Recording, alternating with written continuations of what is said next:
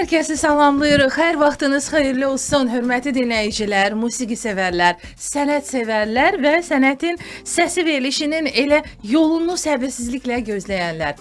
Dalğa FM-ə köklənmisinizsə, demək ki, bizim verilişimizin vaxtı zamanı yetişib və 11 xəbərlərindən sonra biz yenidən əlbəttə ki, daha bir qonağımızla sizin görüşünüzə gəlmişik. Mədəniyyət Nazirliyi ilə olan bizim bu layihəmizdə sənət aləminin bütün incəsənət sahələrinin növlərinə müraciət edirik və bu həftəyə son buraxılışla qarşınızdayıq. Çünki sonradan bizi həm də Mədəniyyət Nazirliyinə, Dalğa FM radiosunun YouTube kanallarından da izləyə biləcəksiniz. Odur ki, bəri başdan xoş seyirlər, dinləmələr arzu edirəm və sözün əsl mənasında həftəyə o qədər gözəl bir ab-hava ilə nöqtə qoyuruq ki, inanıram ki, bunu sizə də ötürə biləcəyik. Efir öncəsi çox gözəl bir ab-hava yaranıb, yaşanır burada və düşünürəm ki, bunu dinləyicilərimizə də, izləyicilərimizə də ötürə biləcəyik. Bugün də ifaçılıq sənətindən danışacağıq və ifaçılıq sənətində sırf instrumentalist ifaçılığından danışacağıq və Azərbaycan həm də klassik musiqidən biz söhbət açacağıq və uzun illərdir ki, Azərbaycan ifaçılıq sənətində öz töhfələri ilə, öz ifaları ilə, sənət yolu ilə, uğurları ilə iz qoyan sənətkarlarımızdan biri bugün bizimlədir və çox gözəl musiqi alətinin peşəkarı, sənətkarı, violonçel ifaçısı, violonçel ixtisası üzrə müəllim, əməkdar artist Əyyub Əliyev. Xoş gəlmisiniz Əyyub. Xoş gününüz olsun əziz Sevik xanım, sizi, Dalğa FM-in bütün dinləyicilərini salamlayıram. Təşəkkür edirəm. Gününüz uğurlu, xeyirli, huzurlu, bərəkətli keçsin.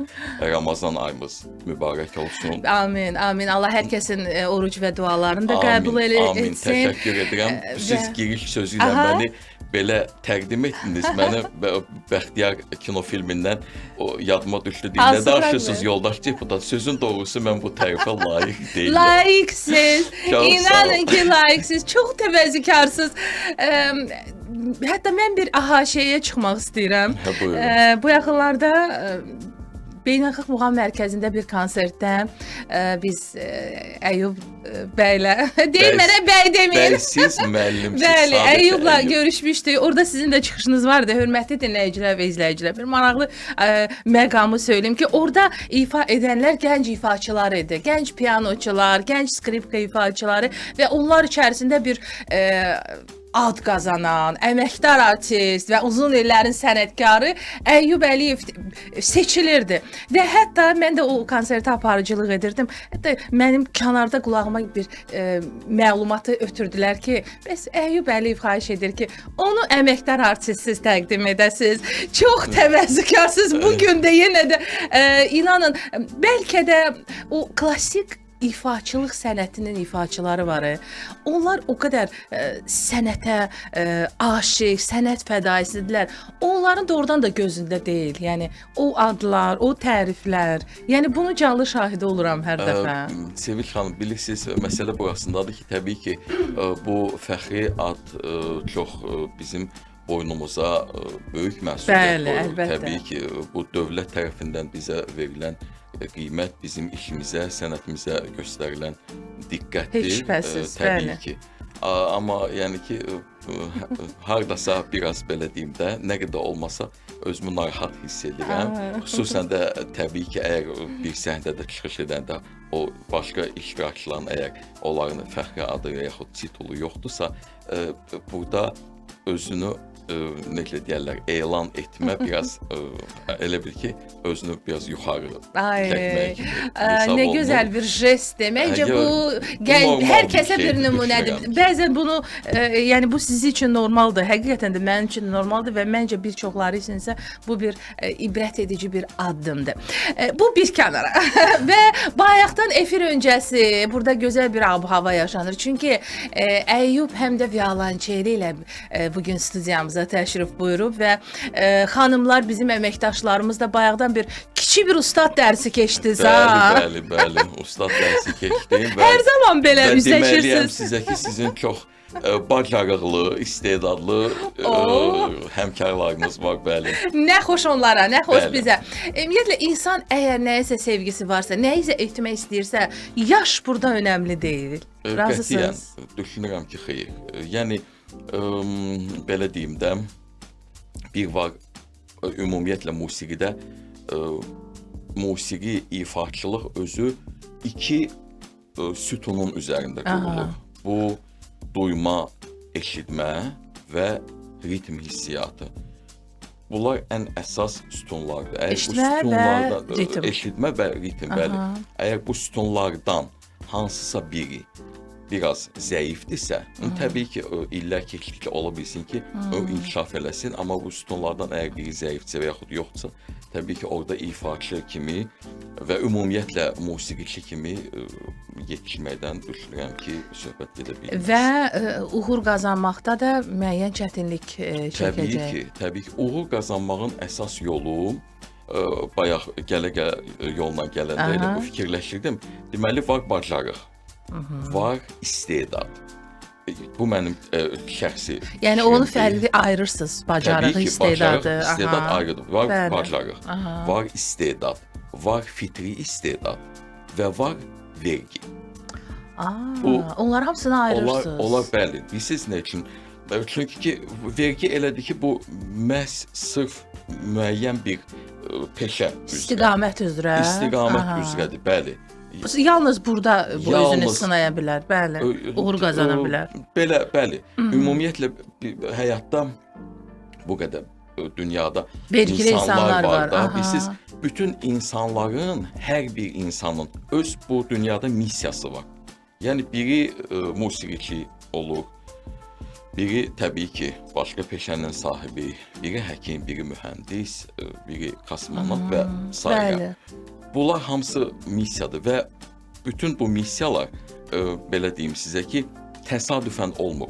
O sahələrə təsadüf insanlar gəlib çıxmır. Musiqidə də belənçinədir.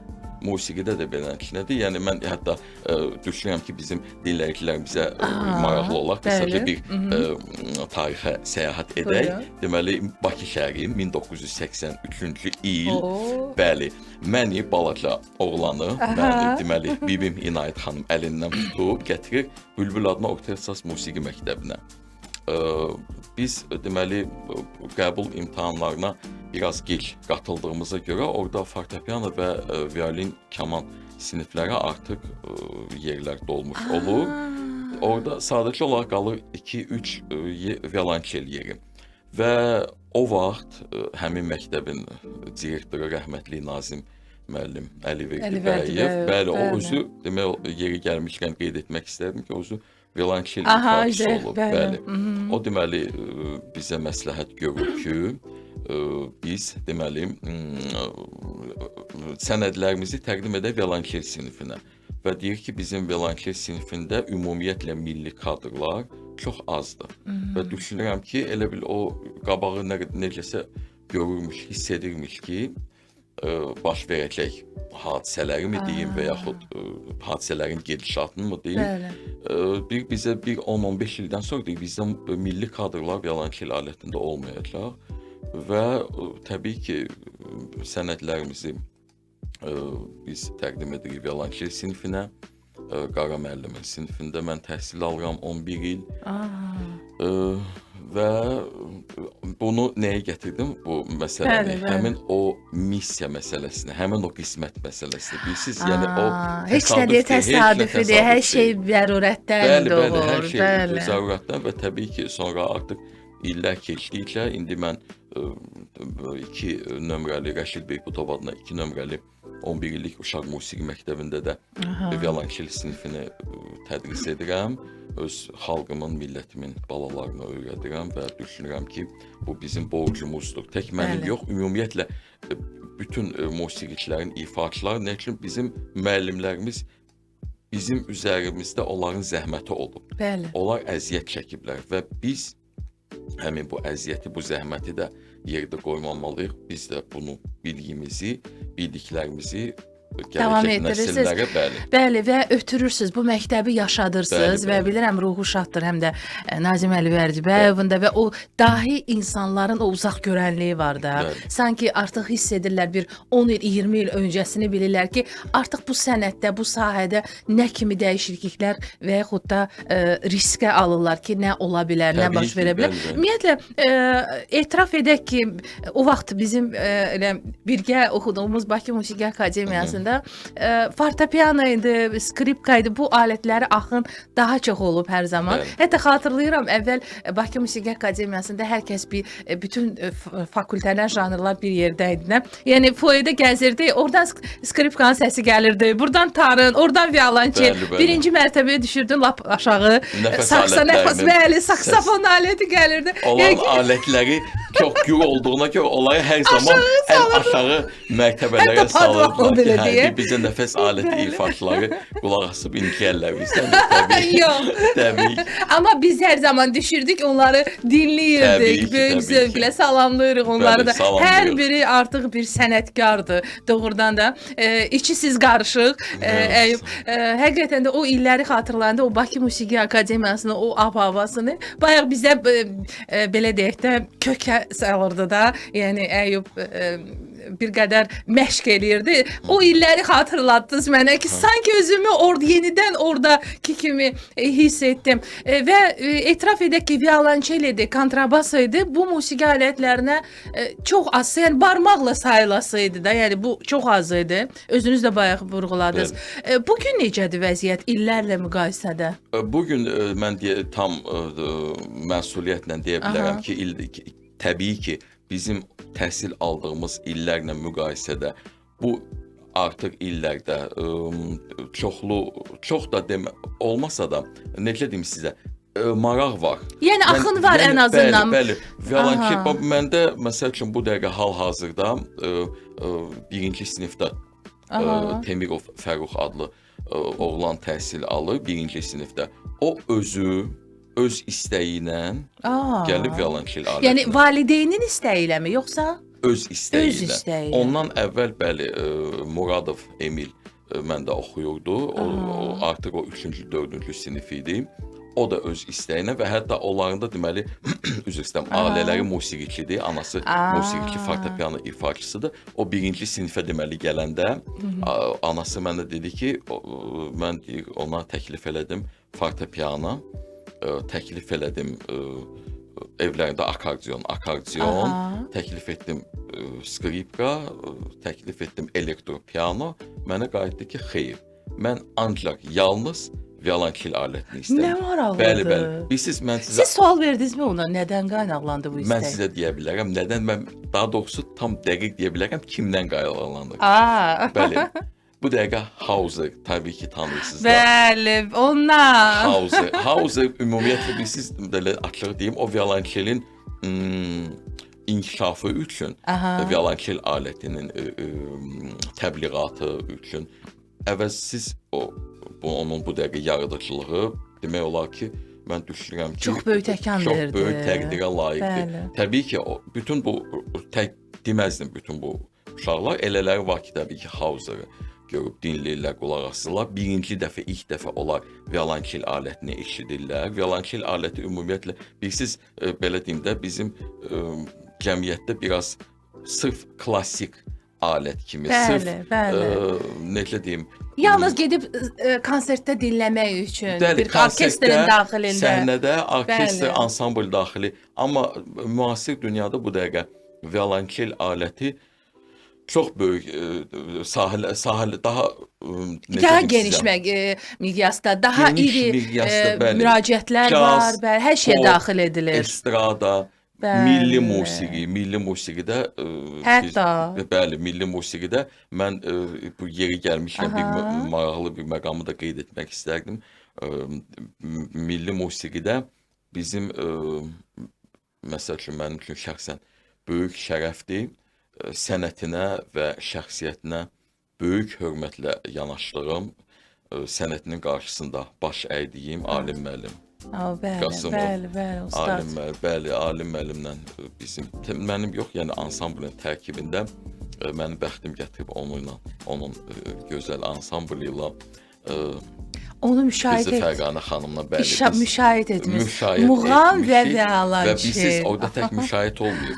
Orada alim müəllim məsəl üçün təkliflər verib ki, mən istəyirəm ki, bu yerdə muğamın bu hissəsində bu yerin violonçel müşahidə eləsin. Eyüp, çox maraqlı bir məqama söylədiniz. Toxundunuz. Ümumiyyətlə Ali müəllim hər zaman yenilikləri ilə seçilib də. Yəni sənət də bax bu cür yenilikləri ona görə də qəbul edir, özündə saxlayır. Sənət də bu yeniliklərə hər zaman açıqdır və maraqlı bir məqama toxundunuz ki, muğam hissəsini hətta Ali müəllimin təkid ilə, tələbi ilə müşahidə violonçeldə. O konsertdəmi, canlı ifadəmi, yoxsa lent yazısı varmı? Çünki mən eşitmək istədim o əsəri.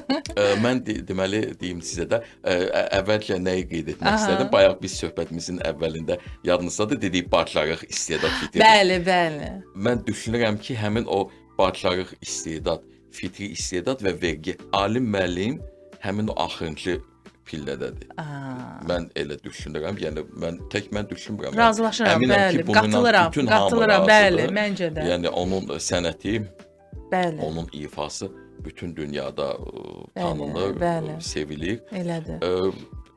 Axırıncı konsert oldu. Belə bir layihə var idi. Deməli alim müəllim və Fərqanə xanımdan Leyli və mən. Bəli, bəli, eşitmişəm, bəli, olmuşam. Deməli axırıncı tamaşadan, təbii ki, tamaşa bitdi, alqışlar və səhnədə biz əyləşmişik tam gözlənilməz bir vəziyyətdə, şəraitdə. Alim müəllim müraciət edir ki, orada bir şey ifa eləginə, bir violonçeldə nəsə bir səsi gəlsin. Yəni bu mənim üçün tam gözlənilməz idi. Eksprompt oldu.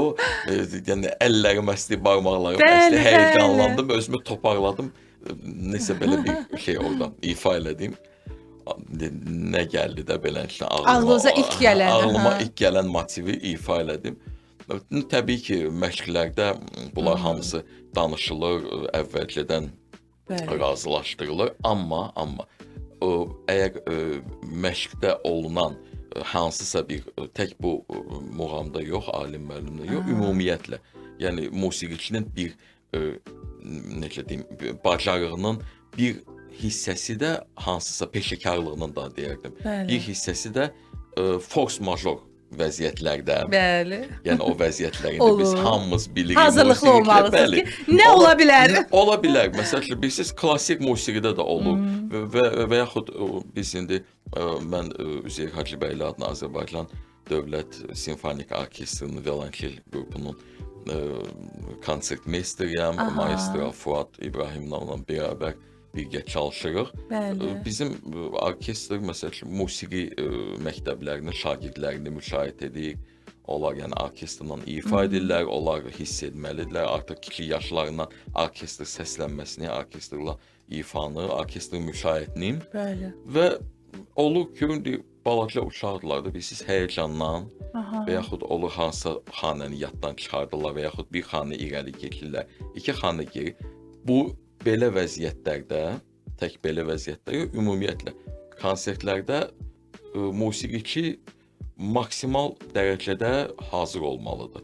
Və bu artıq təbii ki, musiqiçinin peşəkarlığı, təcrübəsi, illər təcrübəsindən hazırlıqlı olmağı, hər force major bir hadisəyə. Təbii ki, əgər ansamblda çalır, ifa edirsə, o ansamblın bütün başqa iştirakçılardan partiyalarını bilməli, o dinləməli və yaxud nəsə bir force major belə bir vəziyyət olursa, oradan təbii ki, çıxmalıdır. Bəli, həmin o məqamda da siz o vəziyyətdən, anidən, alim müəllim. Bəli, tamam, çox gözlənilməz oldu. Amma gözlənilməz olduğu qədər də mən indi bir neçə ay keçib üstündən və düşünürəm ki, illər keçəndən sonra da mən həmin anı hər zaman yadımda saxlayacağam. Nə üçün? Çünki ümumiyyətlə bilirsiniz, böyük sənətkarlarla bir səhnədə çıxış etmək, o özü böyük xoşbəxtlikdir. İnsan, biz belə deyim də, açığı əlimizdə olan nemətləri hər zaman dəyərləndirmirik.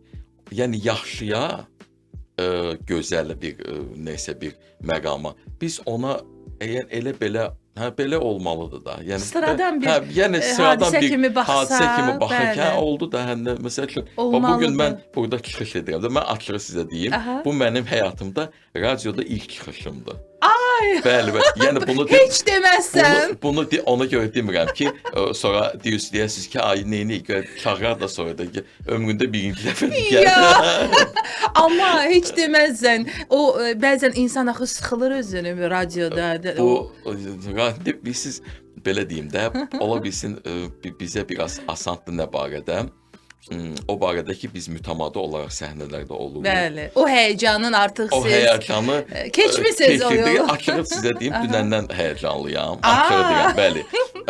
Yəni suallar barəsində hansı bir sual məqamı verim, bəli. toxunum deməli, biz Əyyubla danışanda ki, bəs prodüserimizlə danışanda ki, bəs mövzu filan bəs dəvət edirik. Yeri gəlmişkən təşəkkür edirəm ki, dəvətimizi qəbul etmisiniz. Siz sağ olun dəvətinizə görə. Çox sağ olun və Əyyub deməli sualları xahiş etdi ki, öncədən xahiş edirəm sualları göndərəsiniz. Amma hörmətli dinləyicilər və izləyicilər, o sualların hələ heç biri səslənmir. Bəli. Yəni bu da var. Ona görə də o sənət adamıdır, o anidən gəlir də. İmprovizasiya. Bəli. Bayaqdan bizim söhbətlərimiz improvizdir və məncə elə öz axarı ilə də çox gözəl də gedir. Səhv etmirəmsə, deyəsən hicran tamaşasında idi də. Deyir o könül quşu deyir, gəlir deyir, özü deyir qonub başına, nəsə belə bir şey. İndi də burada yəni ki, o deyir daxildən gələn. Bəli. Əslində hardasa o tematikanı anladınız deyə, yəni hardasa təxmin etdiniz və düşünürəm ki, həm də radioda ilk dəfə o təcrübəsizliyinizi də məncə dinləyicilər hiss etmirlər, hiss elətdirmirsiniz. Həm də bir aparıcı olaraq, həm də o bir kənara iki musiqiçinin də söhbəti mənə gəlir mütləq ki, tutmalıydı. Başqa cür ola da bilməzdi. Və bu söhbətimizin bu yerində isə mən böyük bir həvəslə, böyük bir sevinclə əminəm ki, oradan prodüser otağında da gözləyirlər, səbirsizliklə ki, canlı ifa gələcək. Sənətin səsində qısa bir aradan sonra sənətin səsində bu gün violonçelin səsi gəlir. Hətta bir məqamı da mən söyləyəcəm. Qoç bürcüsü. Onu sizin o futlarda gördüm. Qoç asılıb, iki qoç da bir yerdə bir araya gəlib, o səmimiyyət, o etiraflar gəlir. Bu dəqiqə hal-hazırda atalar sözünün tam əksi gedir. İki qoçun başı bir qazanda qaynamaz. Elə qaynayır, elə yaxşı da gedir. Maşallah olsun. Bir məqamı söyləyəcəm, bir etiraf edəcəm həm də sizin o cəsarətinizdən mən də cəsarətə gəldim.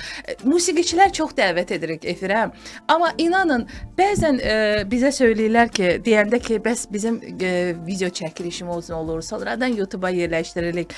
Bir canlı ifa istəyərdik, ifa edəsiniz. Musiqi alətini zəhmət olmasa gətirərdiniz. Adicə bir balaca bir, nə deyim, o klarnetdir də, onu gətirməyə nə var ki?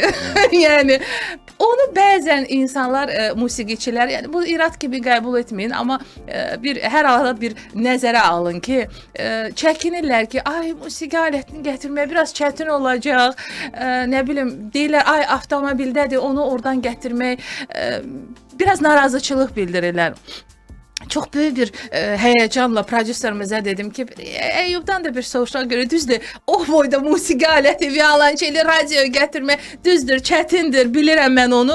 Amma həmən siz razılıq verdiyinizdə çox sevindim. Bilirsiniz, mən bu aləti belə deyim də, illərdə artıq daşıyıram. Siz öyrəncəlisiniz. Bəli. Məncə hər bir musiqiçi öz musiqi alətini şərəflə daşıyır. Çünki o onun nəinki çörək ağacı, o onun həyatının sirdaşıdır. Onsuz özünü bir gün təsəvvür edə bilmir. Ustad sənətkarlardan biz hər zaman bunu eşidirik ki, bu yaxınlarda Firuz Əliyev qonaq idi. Deyir ki, mən çox üzr istəyirəm, hətta yataq otağımda belə tarı saxlayıram. Mənimlə bir yerdə yatır durur yəni. Mən yataq otağımda mən saxlamıram. Çünki o əgər saxlasam çarpayda yer gərək mən olum. Ya da o olsun.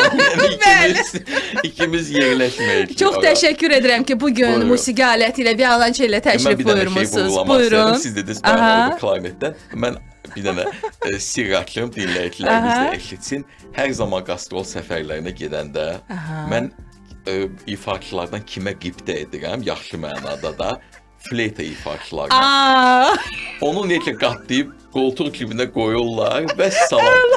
Bizdə isə təbii ki, bu futlarla Çox hərdən elə olur çətindir, ki, çox çətinlikdən çətindir, əlavə bəli. bilirsiniz, bizi təyyarəyə ilk buraxırlar. Yəni avia şirkətlər nə üçün? Çünki orada aləti salona biz keçiririk. Onu baqaj şöbəsində daşımaq olmaz. Yəni olur, onun çox xüsusi кейslər var, Bəli, amma bizdə o bəli. кейslər yoxdur və biz qastrol səfərlərinə gedəndə alətə ayrıca bir adamın yeri kimi. yeri alınır. Yeri kimi yox, yəni Alınır. Bəli, o da biz 2 dənə bilet İki bilet alırsınız. Bax bunu da bilmirdim, bunu İki da bilet bilmiş oldum. alınır. Ona görə də sizin yəni o ikinci insandır da sizi və həyatınızda. İkinci Yəni ona insandır, bir bəli. o dəyəri əlbəttə ki Bəli, bəli. qədərində Amma ki, verilməlidir. belə deyim də, stüardess sənə xahiş edəndə ki, onun əvəzinə də onun yeməyini bizə versinlər. O nə kimsə vermir. Bir dəfə dedi yaxşı verərəm, amma sonra getdi daha qayıtmadı. Nəzərə alsınlar bunu stüardessalar. Bəli, xahiş edirəm nəzərə alın. Biz ikili biletlə uçuruq. Bəli. Və qısa bir fasilə ardınca isə nəhayət ki, violonçelin də səsi gələcək. Sənətin səsində özdə canlı-canlı Əyyub Əliyevin ifasında. Deməli, mən bizim dinləyicilərimiz üçün, sizin üçün Bəli. Üzeyir Hacıbəylinin Dahi Üzeyir bəyin Arşınmal olan musiqi komediyasından Gülçehrənin naləsi. Ay, bəli, çox məşhur. Onu ifa Bəli. etmək istərdim. İfadan əvvəl qeyd etmək istəyirəm ki, bunu deməli tərtib edən, violonçel üçün işləyən Azərbaycan Respublikasının xalq artisti, professor, mənim müəllimlərimdən biri olmuş Eldar müəllim İskəndarovdur. Təşəkkür edirik Bəli, Eldar müəllimə. Leopold və Mstislav Rostropoviçlər Muzeyinin keçmiş direktoru Şeyla Heydarova, Şeyla xanım Heydarova. Bəli. Təşəkkürlər. Buyurun. Söz sizdədir. Böyük Buyurun. məmnuniyyətlə.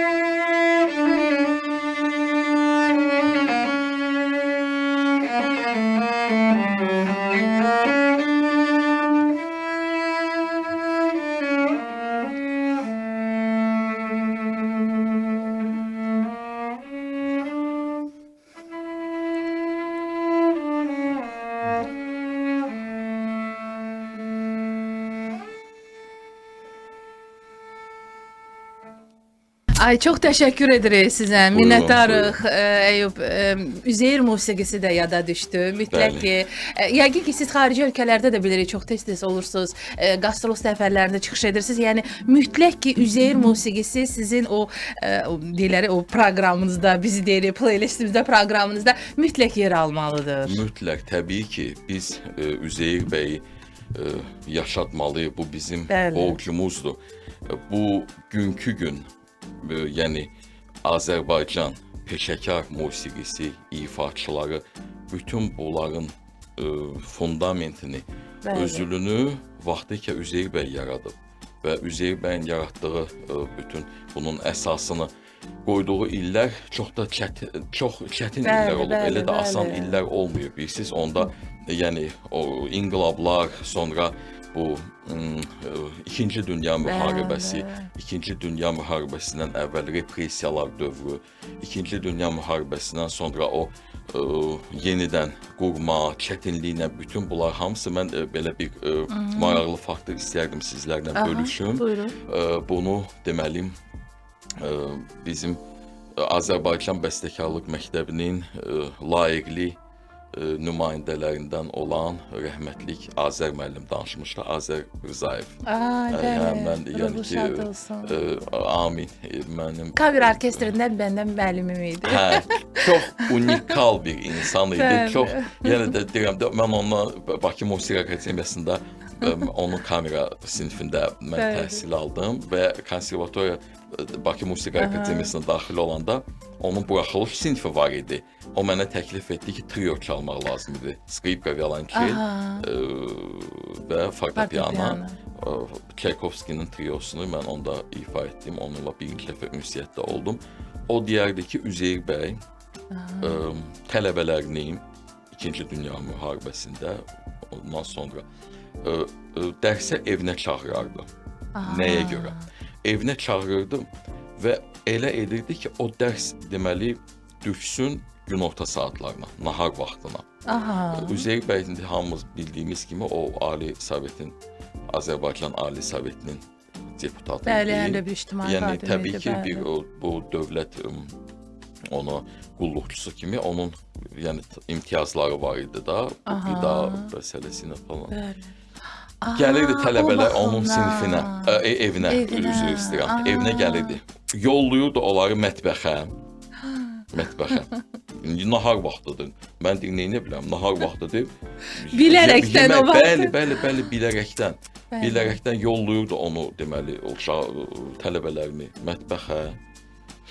Yedirdirdi onları, ondan sonra çağırdı ki, gəlin indi dərsə. Görürsüz, yəni ona görə hər kəs deyir, o ata qayğısı görmüşük biz Unikal bir insan olub. Bilirsiniz, sonra əgər vaxtımız varsa... Var, buyurun.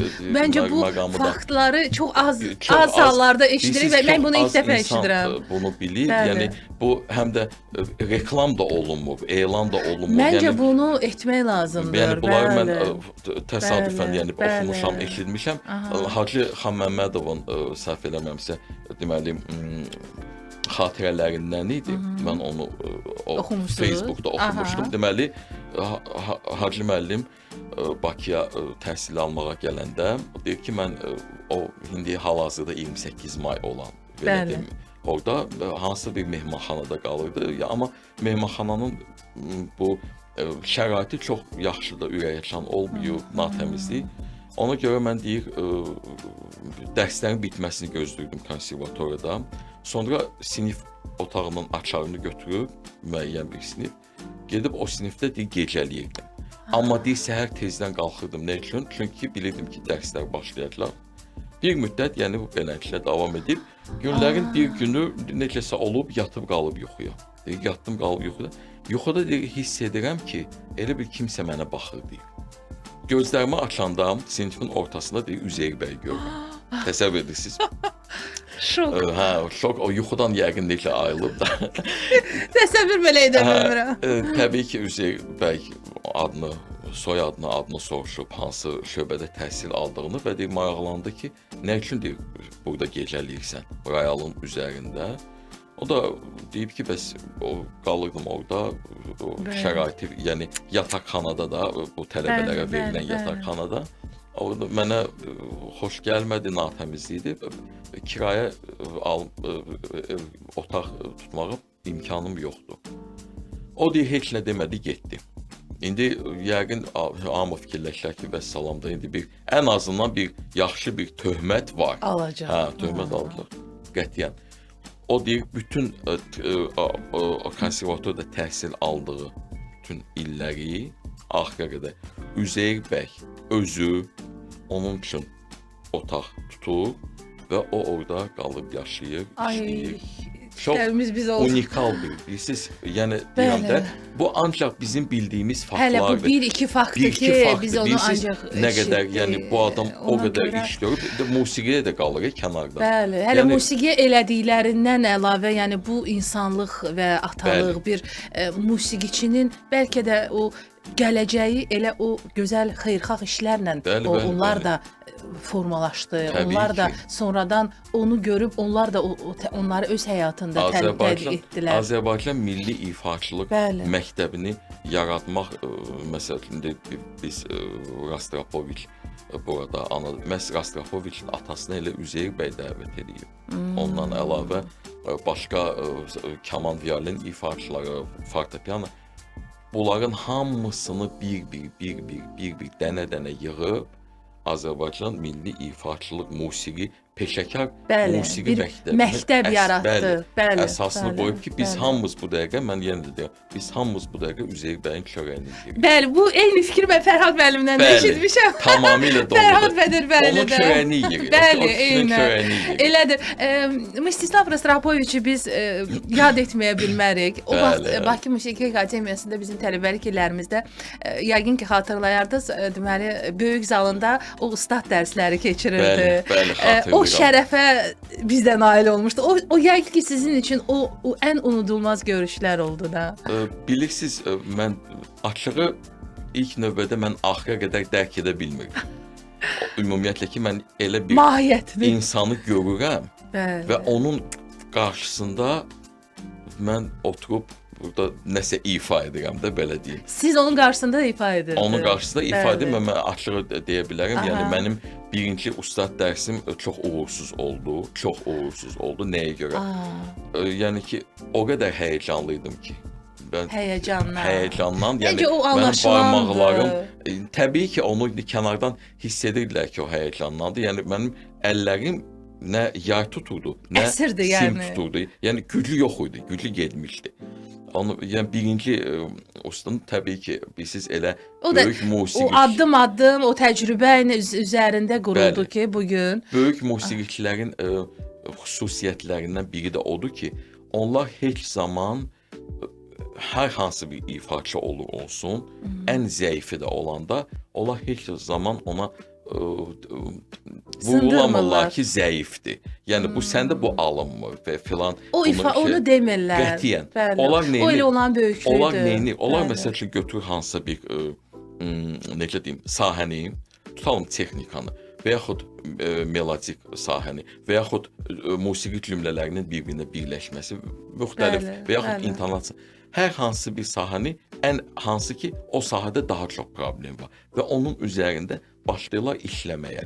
Və əgər görəndə ki, bu pedaqoji fəaliyyətdə, yəni mən də bunu müşahidə edirəm. Siz əgər şagird görən, biz fikir veririk də, biz də nə qədər olmasa psixoloquq, bu şagirdlərlə əslində elə psixoloq olmalısınız. Mütləq, bəli. Yəni əgər görəndə ki, hansısa bir iş, hansısa bir sahə üzrə, texnika üzrə, onun üzərində işləyir, onda irəliləyiş tendensiya varsa, yaxşılığa doğru. Deməli, uşaq zəif deyil. Sadəcə olaraq onu belə deyim, işə salmaq lazım. Bəli, o düzgün istiqamətləndirmək lazımdır. Düz istiqamətə yönləndirmək lazımdır. Məncə bu valideynlərə də bəlkə də bax bu arada bizi eşidənlər, bu sənətə hardasa tərəddüdlə və yaxud həmin o səhvlərlə, həmin o həyəcanı keçirdən insanlara da bir mesaj oldu, bir tövsiyə oldu ki, bəli, yəni səhvlər üzərində elə qurulur. O gələcəyin uğurlu sənət yolu. Mütləq. Səhvsiz insan yoxdur və o səhvləri də bəzən deyib, bəzən də düzgün istiqamətləndirən isə əlbəttə ki, müəllimlərdir, ustadlardır.